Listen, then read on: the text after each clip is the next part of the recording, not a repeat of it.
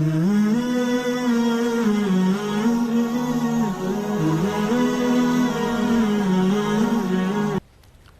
ulama kenapa hidupnya berkah? Itu tadi, minta pertolongan kepada Allah.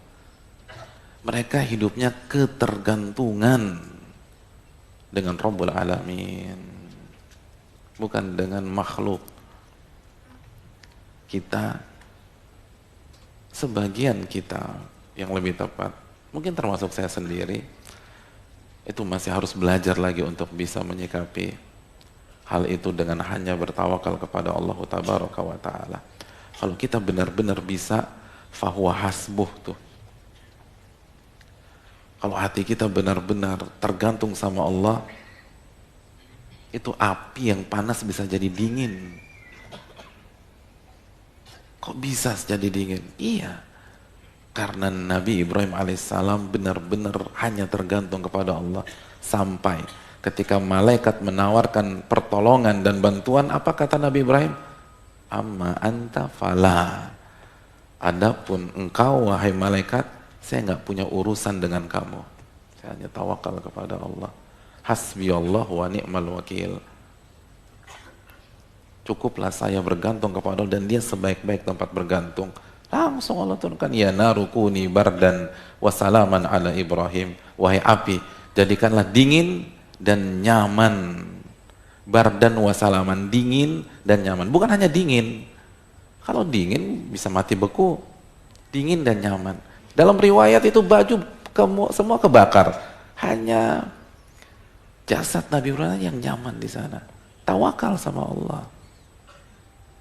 Kenapa kita nggak yakin?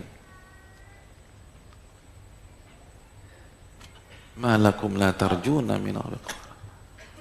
Kenapa Anda nggak berharap sama Allah Subhanahu wa Ta'ala? Oleh karena itu hadirin sekalian, ketika kita melihat bagaimana para ulama mulai buku mereka dengan bismillah, lalu Al-Imam Ibnu Jamah mengatakan bihi taufiki, dan hanya dengannya, bihi taufiki, hanya Allah yang bisa kasih taufik kepada diriku.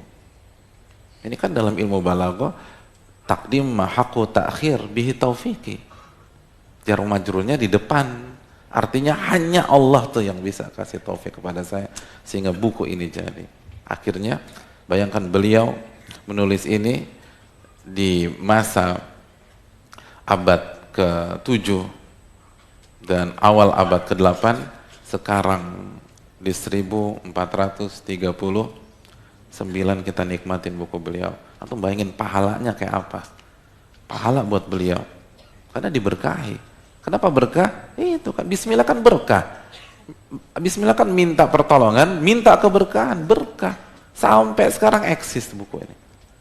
Padahal zaman belum nggak ada royalti, nggak ada penerbit, nggak ada yang ngejagain. Sampai hari ini kita nikmatin. Dan itu pahala buat beliau. Dan sekali lagi, ini bukan karena pribadi beliau, tapi karena kunci yang beliau gunakan, dan kunci itu ada di depan kita. Kunci itu tawakal, kunci itu meminta pertolongan, dan Allah sudah ajarkan kepada kita tiap hari. Allah wajibkan kita baca 17 kali dalam sehari.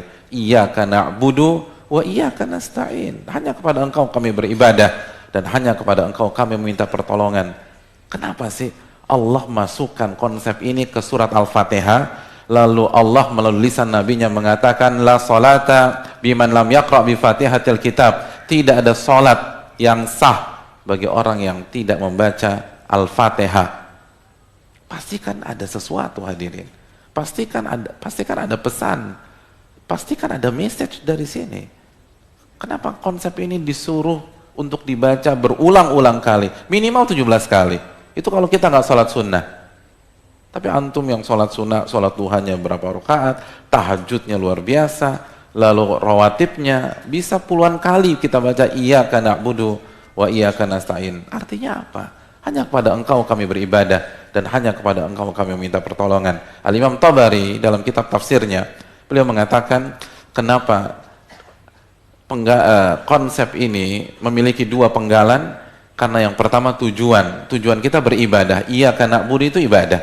Wa ma khalaqtul jinna wal insa illa liya'budun, dalam surat Ad-Dzariyat ayat 56. Tidaklah aku ciptakan jin dan manusia kecuali untuk beribadah. Jadi iyyaka na'budu itu tujuan hidup kita. Lalu penggalan kedua, wa iyyaka nasta'in, itu jalannya. Artinya Anda tidak akan bisa beribadah kepada Allah, Anda tidak akan bisa husnul khatimah kecuali Allah tolong Anda. Dan Allah tidak akan tolong Anda dengan maksimal kecuali Anda meminta dan meminta pertolongan kepadanya. Dan itulah makna wa iyyaka nasta'in.